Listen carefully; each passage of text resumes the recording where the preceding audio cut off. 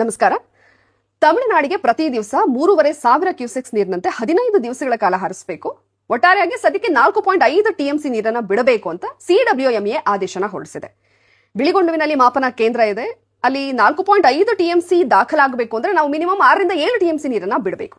ಹೇಗೆ ಅಂತ ಕೇಳಿ, ನೀರು ಹರ್ಕೊಂಡು ಹೋಗುವಂತ ಸಂದರ್ಭದಲ್ಲಿ ಆವಿ ಆಗೋದು, ನೆಲದಲ್ಲಿ ಇಂಗೋದು, ಹೀಗೆಲ್ಲ ಆಗಿ ನಾವು 6ರಿಂದ 7 ಟಿಎಂಸಿ ನೀರು ಬಿಟ್ರೆ ಅಲ್ಲಿ 4.5 ಟಿಎಂಸಿ ಅಂತ ದಾಖಲಾಗುತ್ತೆ.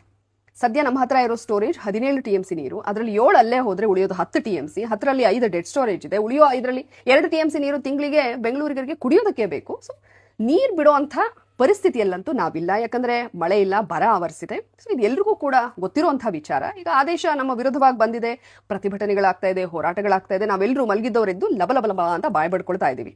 ನೆಕ್ಸ್ಟ್ ಇಯರ್ ಏನಾದ್ರೂ ಮಳೆ ಚೆನ್ನಾಗಾಗ್ಬಿಡ್ಲಿ, ಅವ್ರು ಕೇಳಿದಕ್ಕಿಂತ ಜಾಸ್ತಿ ನೀರನ್ನ ಹರಿಸ್ತೀವಿ, ಹೋರಾಟ ಎಲ್ಲವೂ ಕೂಡ ತಣ್ಣಗಾಗತ್ತೆ. ಹೀಗಾದ್ರೆ ಈ ಸಮಸ್ಯೆಗೆ ಶಾಶ್ವತ ಪರಿಹಾರ ಸಿಕ್ಕಂತಾಗತ್ತಾ?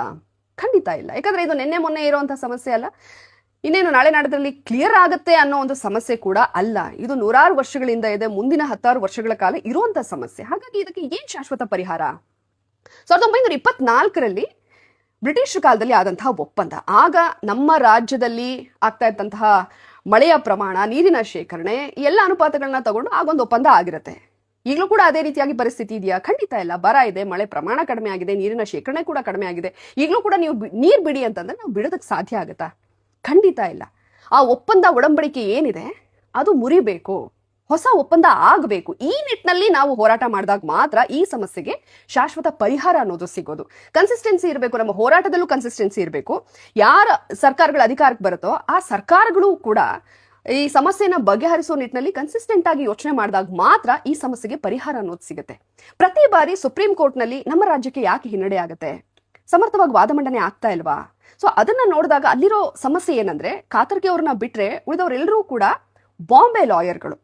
ಈಗ ನಾವು ಸಮಸ್ಯೆನ ಅನುಭವಿಸಿ ಮಾತಾಡುವಾಗ ಅದರ ಎಫೆಕ್ಟೇ ಬೇರೆ ರೀತಿಯಾಗಿರುತ್ತೆ. ಸೊ ಸಮಸ್ಯೆಯಲ್ಲೇ ನಾವು ಮಿಂದೆದ್ದು ಅದನ್ನ ವಾದ ಮಂಡನೆ ರೂಪದಲ್ಲಿ ಮಂಡಿಸುವಂತ ಸಂದರ್ಭದಲ್ಲಿ ಆ ಎಮೋಷನ್, ಫೀಲಿಂಗ್ ನ ನಾವು ಕ್ಯಾರಿ ಮಾಡ್ತೀವಿ. ಆದ್ರೆ ಯಾರಿಗೋ ಒಂದು ರಿಪೋರ್ಟ್ ಕೊಟ್ಬಿಟ್ಟು ಅವರು ವಾದ ಮಂಡನೆ ಮಾಡುವಾಗ ಅದಷ್ಟೊಂದು ಎಫೆಕ್ಟಿವ್ ಆಗಿ ಇರೋದಿಲ್ಲ. ಹಾಗಾಗಿ ಮನ ಮುಟ್ತಾ ಇಲ್ಲ, ನಮ್ಮ ವಿರುದ್ಧವಾಗಿ ತೀರ್ಪು ಬರ್ತಾ ಇದೆ ಅನ್ನೋದು ಗೊತ್ತಾಗ್ತಾ ಇರುವಂತಹ ವಿಚಾರ. ಯಾಕಂದ್ರೆ ತಮಿಳುನಾಡಿನಲ್ಲಿ ಅವರದ್ದೇ ಲಾಯರ್ಗಳು ಸಮರ್ಥವಾಗಿ, ಪರಿಪಕ್ವವಾಗಿ ವಾದ ಮಂಡನೆ ಮಾಡ್ತಾ ಇದ್ದಾರೆ, ಮನ ಮುಟ್ಟೋ ಹಾಗೆ ಹೇಳ್ತಾ ಇದ್ದಾರೆ. ಅದ್ರಲ್ಲಿ ಒಂದು ಎಮೋಷನ್ ಇದೆ, ಹಾಗಾಗಿ ಅವ್ರ ಪರ ಅದು ತೀರ್ಪು ಆಗ್ತಾ ಇದೆ. ಸೊ ಈ ನಿಟ್ಟಿನಲ್ಲಿ ಸಮಸ್ಯೆ ಬಂದಾಗ ವರ್ಷಕ್ಕೊಂದ್ಸಲ ನಾವು ಲಬಲಬ ಅಂತ ಬಾಯ್ ಬಡ್ಕೊಳ್ಳೋದನ್ನ ಬಿಟ್ಟು ಇದಕ್ಕೆ ಶಾಶ್ವತ ಪರಿಹಾರ ಏನಾಗಬೇಕು, ಈ ನಿಟ್ಟಿನಲ್ಲಿ ಯಾರ ಅಧಿಕಾರಕ್ಕೆ ಬರ್ತಾರೆ, ಇಲ್ಲಿ ಯಾವ ಸರ್ಕಾರನೂ ನಾನು ದೂರ್ತಾ ಇಲ್ಲ. ಯಾಕಂದ್ರೆ 5 ವರ್ಷಕ್ಕೊಂದ್ಸಲ ಸರ್ಕಾರ ಬದಲಾಗ್ತಾ ಇದೆ, ಆದ್ರೆ ಈ ಸಮಸ್ಯೆ ಮಾತ್ರ ಬಗೆಹರಿತಾ ಇಲ್ಲ. ಹಾಗಾಗಿ ಯಾರನ್ನು ನಾನು ಇಲ್ಲಿ ದೂಷಣೆ ಮಾಡ್ತಾ ಇಲ್ಲ.